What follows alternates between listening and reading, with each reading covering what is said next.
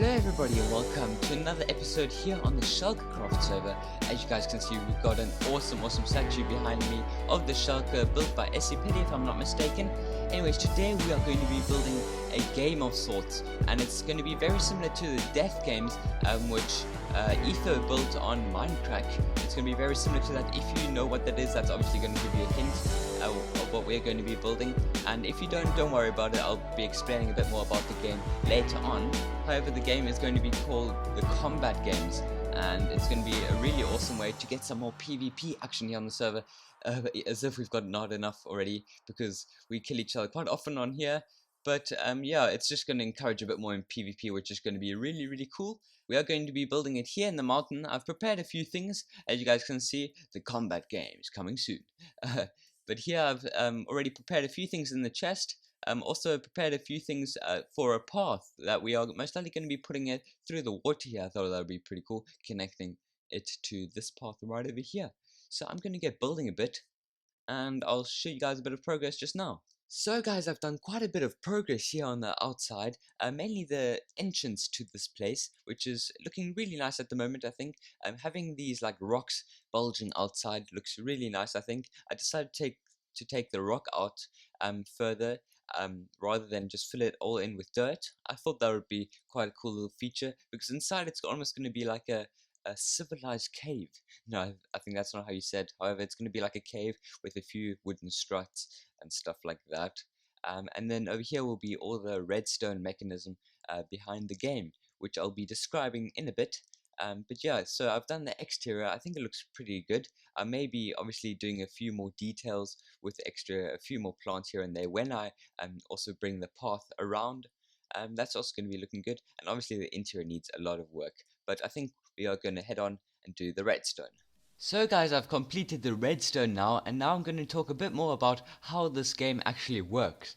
So what one does to enter is one enters one's name or an item named as one's name, one puts it into his chest, and then this will cycle through and through. Every day or so it will get triggered, or one of these droppers will get triggered, and it will cycle through there. And if your name ends up being in here, everyone else who has entered the game is allowed to go and kill you. And if they fail to kill you, they obviously owe you a prize of sorts, and if you manage to kill them, then they owe you a prize of sorts. So that's the basic gist of the game. So now that you guys understand the game a bit more, I want to walk you guys through this redstone contraption. It's not complicated at all. This contraption was actually designed by Cobalt5. I cannot take any credit for this little contraption. I found it on YouTube, and I'll obviously link it in the description. It's a very nice, simple design using a daylight sensor instead of complicated timers and all sorts of stuff. So it's a really neat design, and I'll obviously link it in the description. So now, how you enter this game is you just put your item, which is named, into this chest. So let's just simulate 3 people entering the game at once: redstone, slime ball, and gunpowder. Let's just enter them all into the game. So once they're entered, their item goes into this dropper down here, and once it's down here, it can cycle through this whole system over here. And how it does that is this daylight center gets powered when it becomes day. It is day right now, so it's being powered, or it's powering this redstone right now, but it needs to become day from night to power this dropper. So let's simulate the night very quickly. Take out this redstone, say it's night, let's pretend it's night, and then it becomes day again, and then the redstone powers again.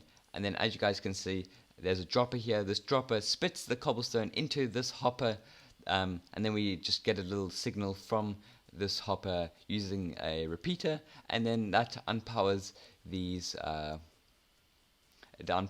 redstone torches, which then unpower this dropper, and then once it activates again, it obviously powers it again. So that's how it works, and it's a really neat design. So we'll have one item now up here, and all the rest stay down here, which is really cool. So we can have up to 9 players, I think, or even more, 9 to 18 players if I'm not mistaken. I don't know, something like that, but I think we have more than enough room in those hoppers. And then one item gets spit into here, into this upper dropper, and then if it happens again, let's simulate another day and night cycle. like this.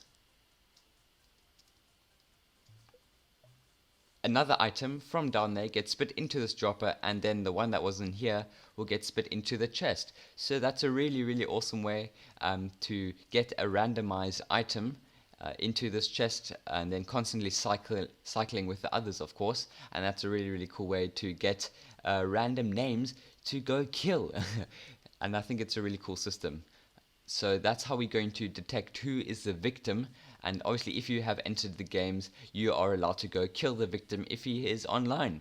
So that's the basic game. Obviously everyone on the server doesn't have to come and join the game if they don't want to, if they don't want to get killed the whole entire time, but I thought it'd just be a little fun game that we could be playing here on the server. And obviously if people are recording, they can say I'm recording, so for maybe the next hour I will not be participating in the games, and that's okay. That's fine. We can organize things like that, but I thought it would be a really cool way to get some more PvP action.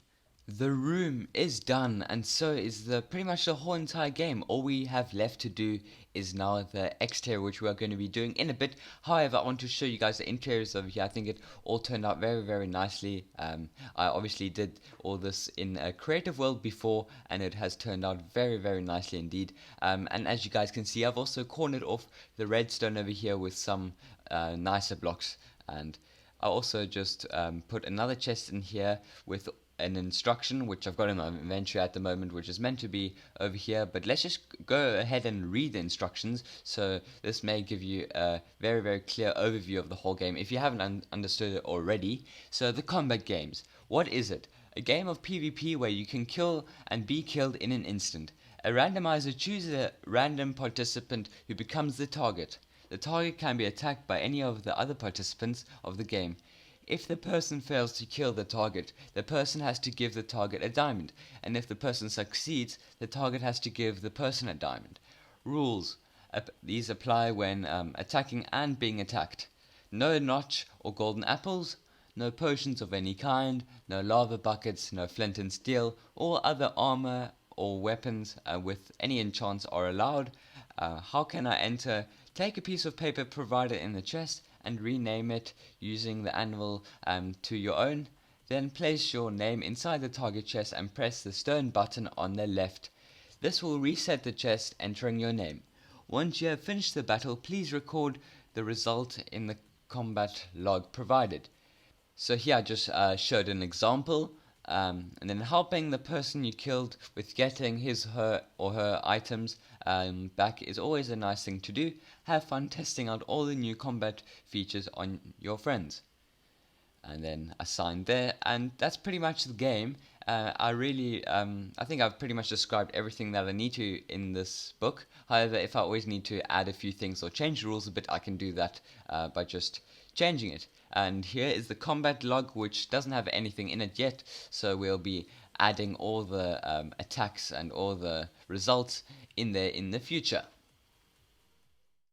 So guys, I realized I do not have too much time left to record this video, and so I decided to just go ahead and finish off this project that we're working on, the games. As you guys can see, I just put a sign over here to let some people know that there is actually something here, and I made this path over here, which I really like, using the blue stained glass, lily pads, blue wool, and some lapis blocks, and I think it looks quite cool, like a natural looking path. Almost looks like you're walking on water, but you are not, of course, and it looks really cool. So we get a nice path going from that section to this section over here, and then I planted a few trees, put a few vines and a few more leaves here and there, and I think it really adds a whole lot more. And I think this project is complete now, except this chest is over here, which I still need to remove all my junk.